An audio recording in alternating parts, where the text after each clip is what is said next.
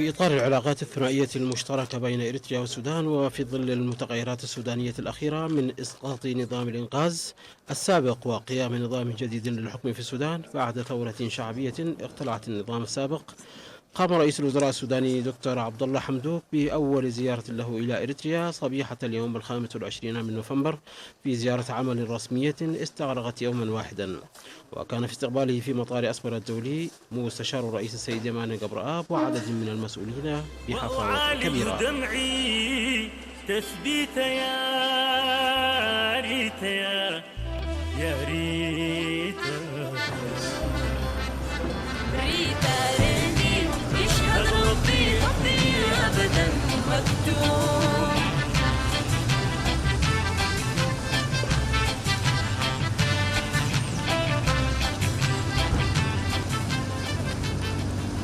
أجرى الدكتور عبد الله حمدوك جلسة مباحثات مشتركة مع فخامة الرئيس سياس أفورقي في القصر الحكومي تركزت حول العلاقات الثنائية المشتركة ودور إريتريا في استتباب الأمن والسلام في السودان والمنطقة وأوجه التعاون بين البلدين في كافة المجالات.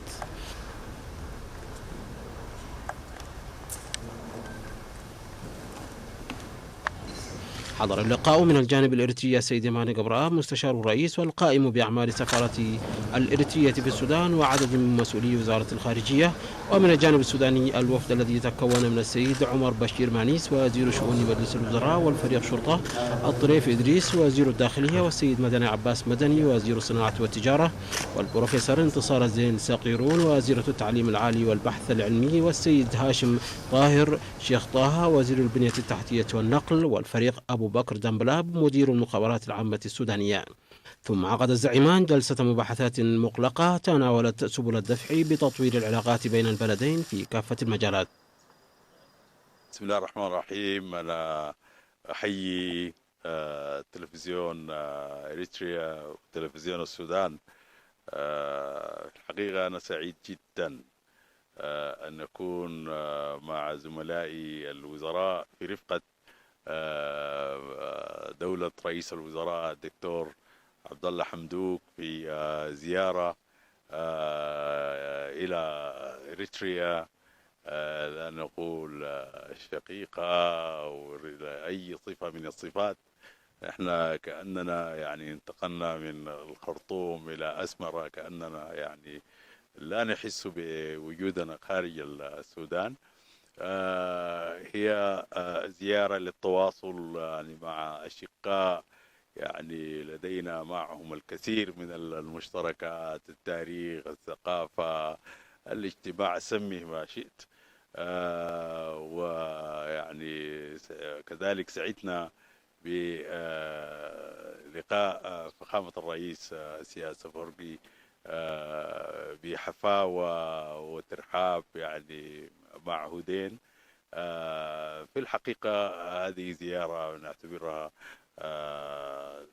زيارة طبيعية جدا أن تكون التواصل بين البلدين،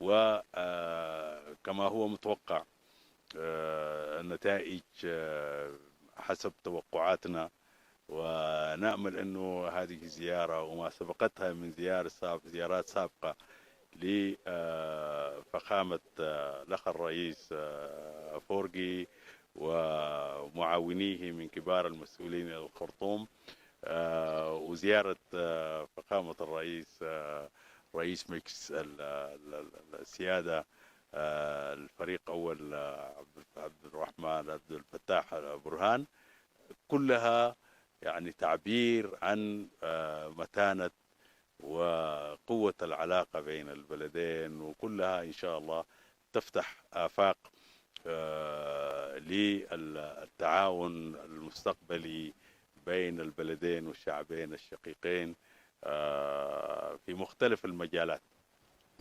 أهلا بك سعادة الوزيرة بروف انتصار الزين في بلدك الثاني إريتريا. هل من كلمة بمناسبة هذه الزيارة توجهها للشعب الإريتري، للمرأة الإريترية بصفة خاصة؟ مرحبا، أنا انتصار صغيرون الزين، وأنا ما في بلدي الثاني ده نحن شعب واحد وبلد واحد إن شاء الله. وسعيدين جدا سعيدين جدا بالزيارة، والكلام اللي بقوله دي ما مجاملة دبلوماسية، وإنما كلام حقيقي عن إنه فعلا الواحد سعيد بالزيارة، إنه يكون في أسمرة ويكون في أريتريا. نحن زيارتنا هي زيارة يعني بداية إن شاء الله لزيارات أخرى. أنا وزيرة التعليم العالي والبحث العلمي، ولنا الكثير المشترك حقيقة ما بين الوزارة هنا في السودان وما بين المجلس المسؤول عن التعليم العالي في إريتريا. وبنسعى إن شاء الله لأنه نفعل الاتفاقية اللي كانت موجودة ما بين البلدين، وهي اتفاقية مهمة جدا ومفيدة جدا للأساتذة وللشباب وللموظفين يعني ما بين البلدين.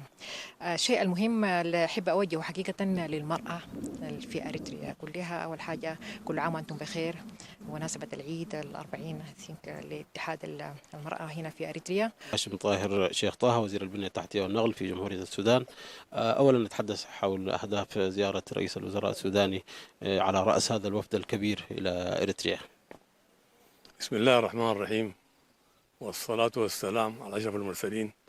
وصلنا صباح اليوم إلى مدينة أسمرة عاصمة الشرق إريتريا، وفد وزاري برئاسة السيد دكتور عبد الله حمدوك رئيس الوزراء. وهذه زيارة في إطار التواصل الاجتماعي والسياسي بين الدولتين الشقيقتين. وبالنسبة لي أنا آخر مرة أزور أسمرة كان عام 1991، فحضرت الاحتفال بالعيد الثلاثين لانتقال الثورة الأريترية. ومن الطرائف كان في البصمعي الشيخ محمد آدم قصير، وهو أحد رفاق الشهيد البطل عواتي. والرحلة كانت جميلة وقضينا أيام حلوة في أسمرة، وأنا أنا استعدت تلك الذكريات. وأنا حقيقة لا أشعر بالغربة في أسمرة، وكأنني في وطن السودان، والصلات بيننا حميمة والحمد لله. يعني نحن ليلة سعداء جدا، ونتمنى أن نعود إلى أسمرة مرة ومرات لمزيد من التواصل والتعاون بين الشعبين الشقيقين. ريتاريني اشهد ربي حبي أبدا مكتوم.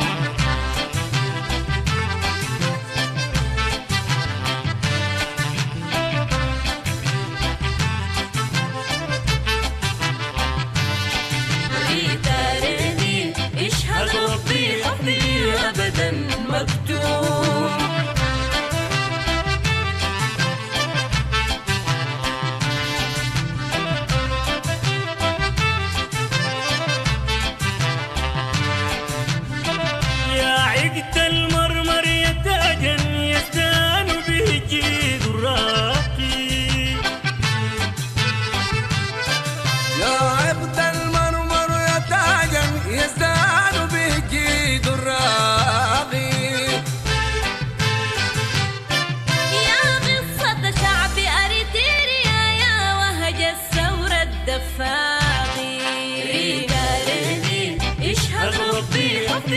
أبدا مكتوب.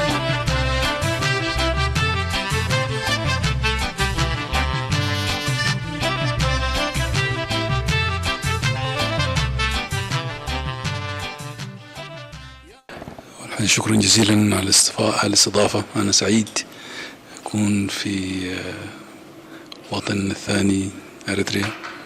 هذه الزيارة جاءت لتؤطر للعلاقات اللي أصلا هي علاقات تاريخية، نحن بتربطنا علاقات الجيرة والثقافة والإرث المشترك.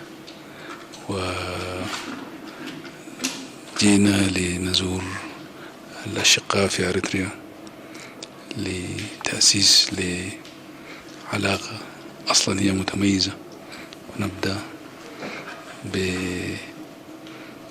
مع بداية الثورة في السودان لخلق مناخ جديد يسمح بتطوير هذه العلاقة لآفاق لا تحد حدود. نحن التقينا بفخامة الرئيس الأخ سايس أفورقي وبقية القيادة، تباحثنا في العلاقات الثنائية وما يمكن أن نطوره من علاقات في التجارة، في التعليم العالي، في الأشياء المشتركة في قضايا الإقليم، القضايا الاستراتيجية في منطقة القرن الأفريقي. تبحثنا في عدد كبير من الهموم المشتركة والقضايا ذات الاهتمام المشترك في محيطنا الإقليمي والدولي، ونحن يعني سعيدين جدا بهذه اللقاءات، وبكل تأكيد سوف تستمر لنطور هذه العلاقة لآفاق أرحب. شكرا جزيلا. شكرا. هذا وقد عاد الوفد السوداني بقيادة رئيس الوزراء دكتور عبد الله حمدوك إلى بلاده عصر اليوم بعد زيارة رسمية استغرقت يوما واحدا، وكان في وداعه السيد يماني قبراب مستشار الرئيس وعدد من المسؤولين، وودع بمثل الحفاوة التي استقبل بها. ريتاريني اشهد ربي حبي أبدا مكتوم.